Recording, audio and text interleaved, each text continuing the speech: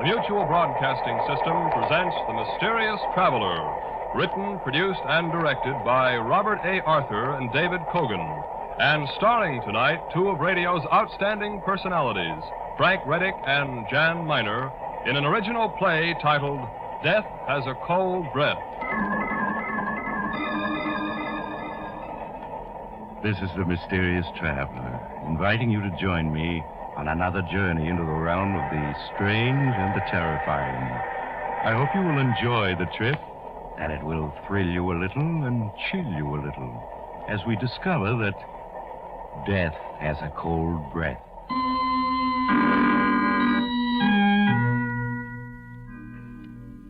Your name is Andy Marlowe. Once you were a very successful publicity agent. But this morning, as you slouch behind your big mahogany desk, you feel terrible. You're nursing a hangover. You're worrying about the IOUs you've been passing out the last few months to certain rather tough individuals who run gambling houses. You're slipping fast. Your bankroll is gone. Your girl, Julie, who's just as hard and beautiful as the diamond she loves to wear, is looking for greener pastures. And you're on the skids. Unless you come up with a smart idea. You stare at your appointment pad with bleary eyes. The first name on it is Harold Farrington. Harold Farrington, the matinee idol of 20 years back. Now he's a has-been ham. You almost tell your assistant to send him away, but you change your mind and have him sent in. Andy, old boy, you're looking splendid. I just got back from Florida. Thought I'd drop in and say hello. Sit down, Harold, and cut out the hot air. You haven't the price of a trip to South Jersey, much less Florida, and I know it. Always bluff and direct, Andy. That's what I like about you. Yes, it's embarrassing to admit it, but I am financially substandard at the moment. If it's a touch, Harold, the answer is no. I wouldn't dream of asking you for a loan, Andy. I want to retain you, to enlist your services to put me once again on the front pages. Remember 6 months ago, you dreamed up that idea of a national theater that I hope to found? That got me nice headlines, Andy. Yes, but you didn't get a job out of it. I'm going to be frank with you, Harold. Of course, old man, of course. The only way you'll ever work on Broadway again is to get a job in the street cleaning department. Andy. But I know you're only joking. Just remind the public of me and the women will clamor to see me again. I've always had success with the women, you know. The answer is no. I like to get paid for my services. But you will, Andy. 6 months ago, for your last campaign, I made you sole beneficiary in my will. You'll collect when I die. Sole beneficiary in your will. What a laugh. I think I fell for your line about having trust funds that would pay off when you died. I checked up later. You don't even own a spare suit of clothes. I admit I exaggerated. I confess it. Oh, that's mighty white of you. However, this might interest you. A letter that was forwarded to me last week. Read what it says. 6 pages in a woman's handwriting, reeking with gardenia perfume. Phooey. It's from a wealthy widow in Boston. 25 years ago, she was an admirer of mine. Her name is Abby Wilson, Mrs. Abby Wilson, and she's worth $500,000. Harold, you bore me. So does Mrs. Abby Wilson. Now get to the point, will you? I am, Andy. She's ill, slowly dying. And having read about my plan to start a theater which I would run in the interests of a free, untrammeled stage, she decided to make the dream possible by leaving me all her money when she dies. Now, don't you see, Andy, that will of mine is now worth something. When Mrs. Abby Wilson dies, I'm a rich man. Pipe dreams, Harold. She's probably a crackpot in an old lady's home. And to show you what I think of your will, in which I'm sole beneficiary, let's see, it ought to be in this drawer here. Yeah, here it is. Now, watch, Harold. There's your precious will where it belongs, in the wastebasket. Now, get out of here, you old has-been. I'm busy. Your exasperation finally has gotten the better of you, Andy. You kick Harold Farrington out. Then, Feeling worse than ever, you slump in your chair again. You're still slouched there half an hour later when the telephone rings. Hello. Hello, darling. Oh, hello, Julie. My. The Wonder Boy sounds as if he had a hangover this morning. Oh, I'm all right. Just catching a little cold, that's all.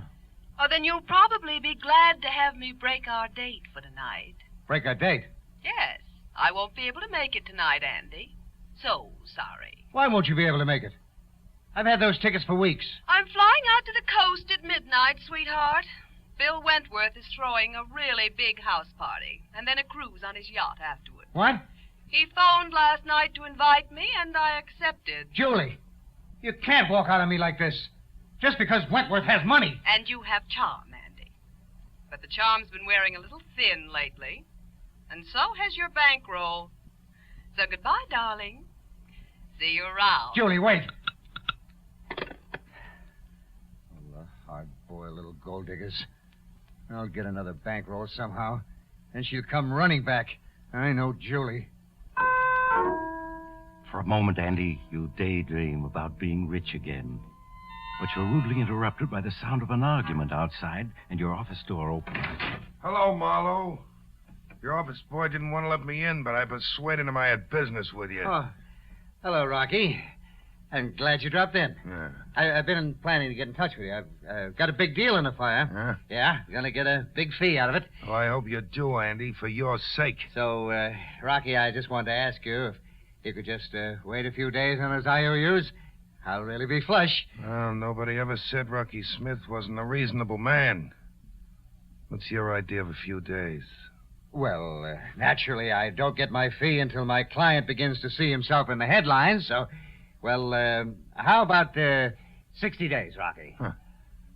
Because I never got past the 8th grade, Marlowe. But 60 seems to me considerably more than a few. I'll let you have 3 days. And that's all. When he's gone, you hastily pour yourself a drink, Andy. Just then your telephone rings. You let it ring. What can it be but more bad news?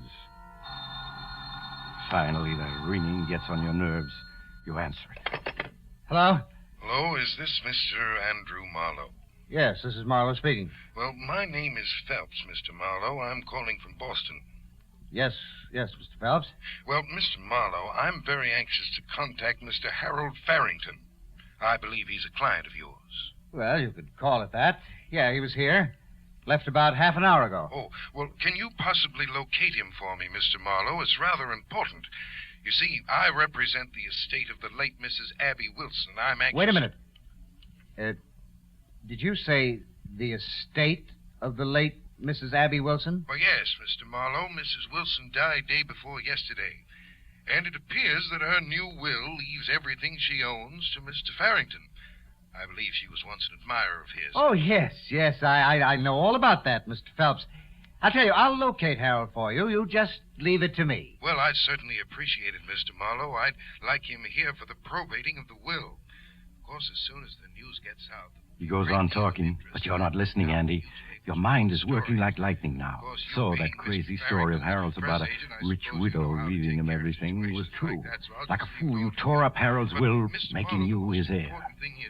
There must be some way to save the situation. Then it comes to you. The whole plan in one brilliant inspiration. You interrupt the lawyer. Oh, Mr. Phelps, excuse me, please, but... Yes, Mr. Marlowe?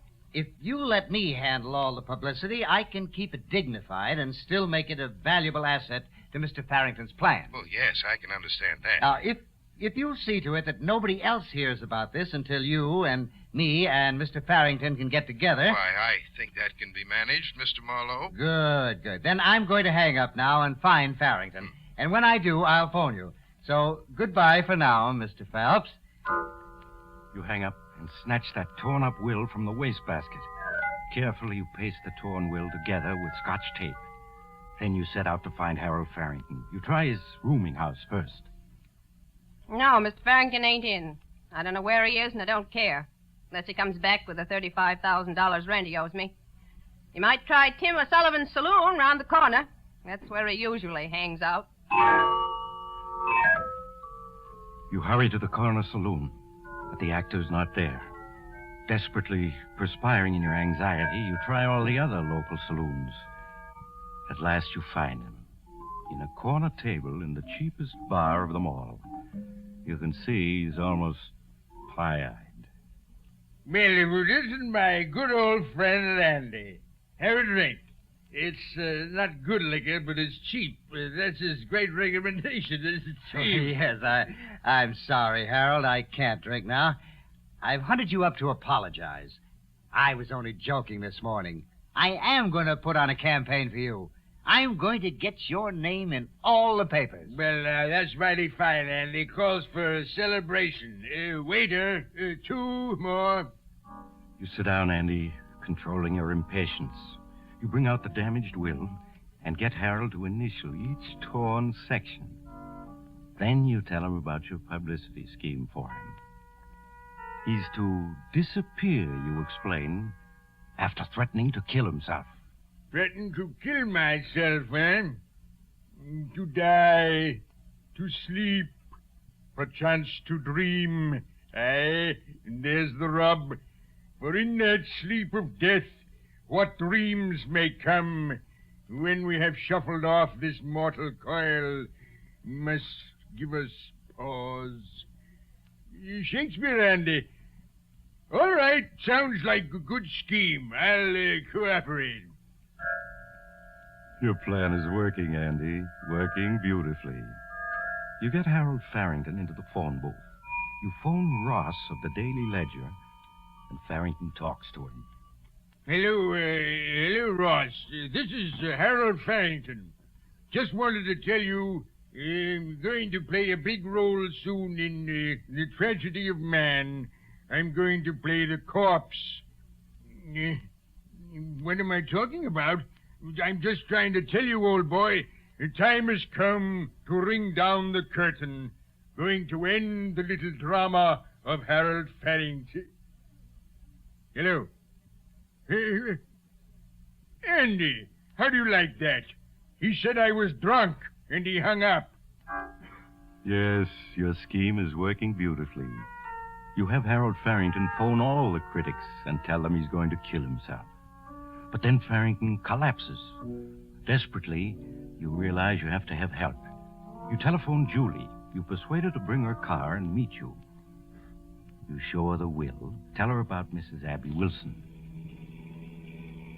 Surely, Julie, you understand.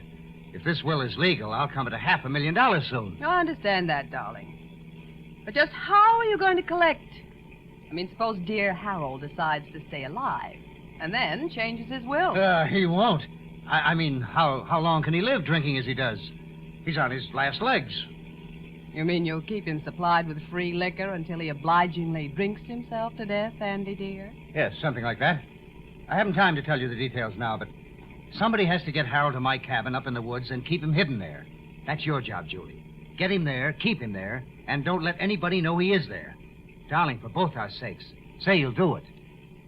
Well, it means missing Bill Wentworth's party, but all right, I'll do it. Only, Andy, darling, this scheme of yours had better pay off.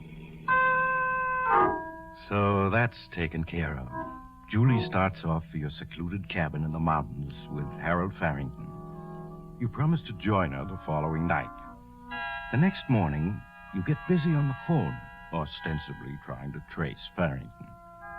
Among others, you call your old friend, the theatrical critic, Paul Milton. Yes, Paul, I am worried about Harold Farrington. It's no gag. I know he called you yesterday and threatened to commit suicide, and I think he meant it. I'm really worried about him.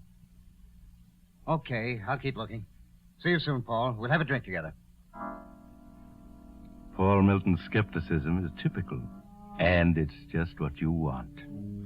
Last of all, you call another old friend, Captain Harry Banning, in the Bureau of Missing Persons. Oh, now, Harry, I'm not trying to drum up a story. Farrington really is missing. I want you to put out a missing persons notice on... Well, if that's the way you feel about it, I'll have to find him without any help from the police. You hang up, and you're pleased, Andy. Very pleased. That evening, you catch the train for the little town of Ridge Gap, where your cabin is located. At the Ridge Gap station, you slip away into the darkness without being noticed. It's bitterly cold, but you walk the 2 miles to your cabin.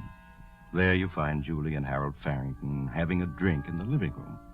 After the necessary greetings, you waste no time in getting down to business. Well, kids, we're rolling. The editors are beginning to believe in your suicide, Harold. Andy, I'm not so sure that the suicide is a good publicity angle. The more I think about it... Of course it's a good angle. Isn't it, Julie? Why, of course it is, Harold. Why, it'll get the critics to writing long, appreciative articles about you. The kinds of thing the producers all notice. Well, maybe, but I still think... Harold, you hired me to do the thinking. Now, listen. You write me a long letter of farewell. Understand? A letter of farewell. Well, I could do that with the quotations from my great plays, Macbeth, Hamlet. That's it, Harold? Yes. I'll take the letter back to New York with me. I'll call all the critics. I'll get a couple of them to rush up here with me. Now, just before we get here, you take 1 sleeping tablet. Then pretend to be unable to wake until we've worked over you for at least half an hour. You got it? Yes, of course. I could do that. And look absolutely on the level. Tomorrow evening, your name will be headlines from coast to coast. Well, if you're sure, Andy. I'm positive. Now, sit down at my desk and start writing that suicide note. And be sure to apologize to me for using my cabin. You understand, Harold? You leave Harold Farrington busy writing the suicide letter. You take Julie into the next room to tell her the rest of your plan. And as soon as he finishes that letter, Harold's going to die. You understand that, don't you, Julie? Die?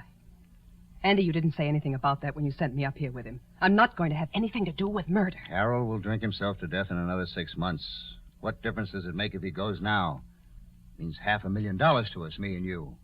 It's perfectly safe. By now, half New York knows Harold was threatening to kill himself. You go on If he married talking, you, persuading you'd her. be rich. And when you All want to putting up be, a you little can act be for only a few very, days. very Maybe persuasive. a few hours. At last, Julie gives in to your scheme. All right, Andy, I'll do it. But let's get it over with quickly. You go back into the living room.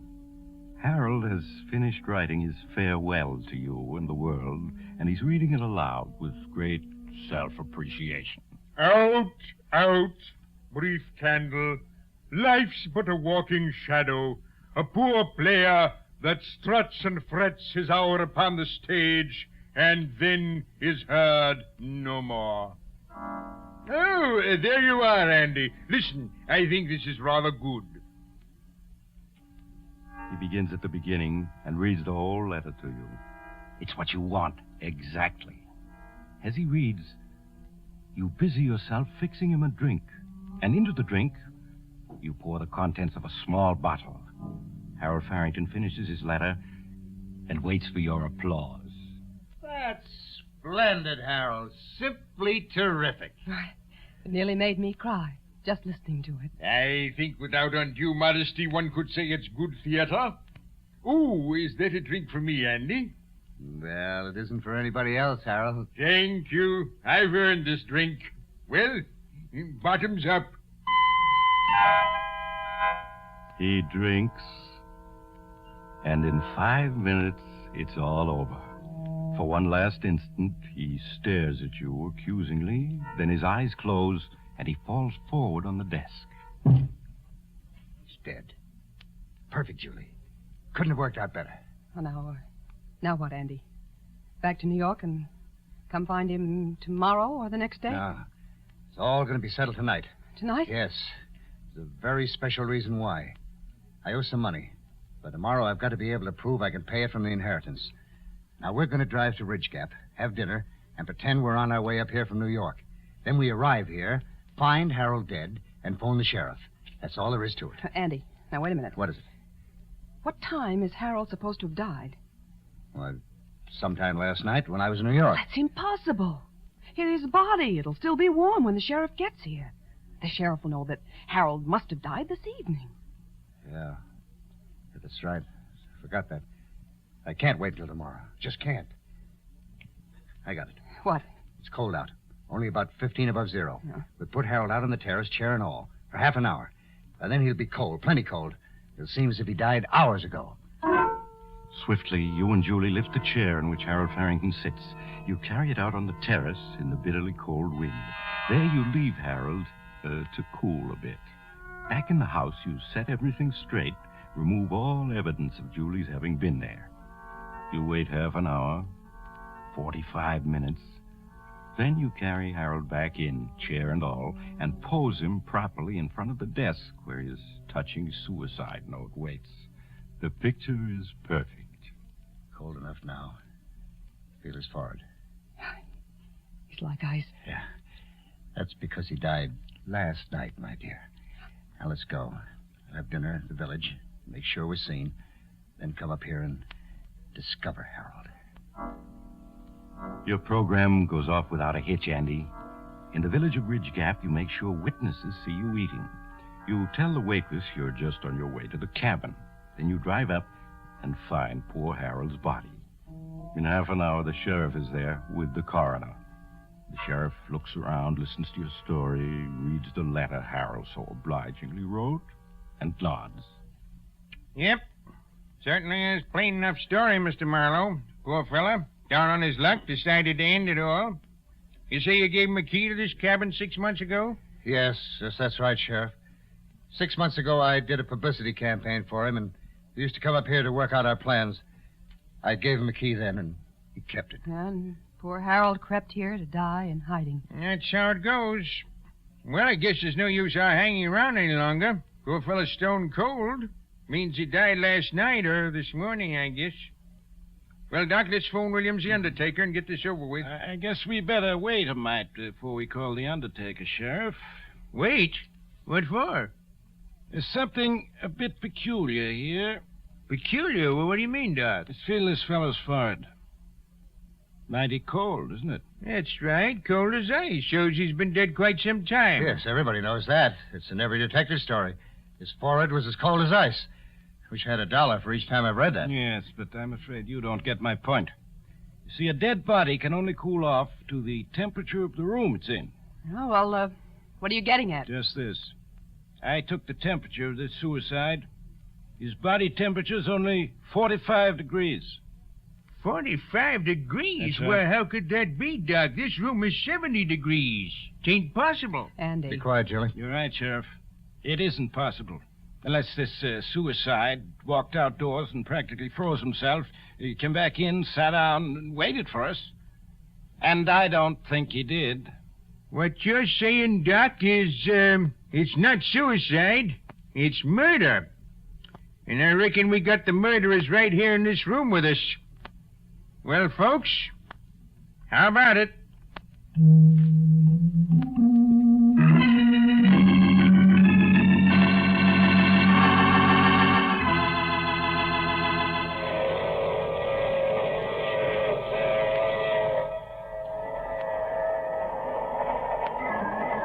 This is the mysterious traveler again. Dear me, it's a cold wind that blows nobody good, isn't it? Yes, Andy and Julie were persuaded to confess. It wasn't hard to get a confession, since each rushed in to blame the other. Such a clever scheme, too. Not a flaw in it. If only Andy hadn't been in such a hurry to cool the corpse off. The moral is, never rush a corpse. Let it take its own time, even if it kills you.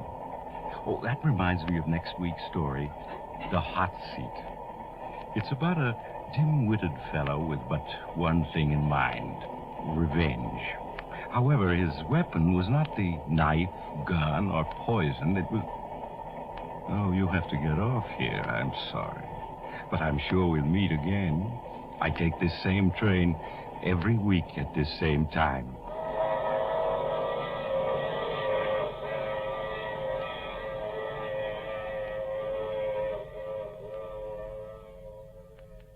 You have just heard The Mysterious Traveler, a series of dramas of the strange and terrifying. The role of the mysterious traveler is played by Maurice Tarplin. This is Jack Farron speaking. This is the Mutual Broadcasting System.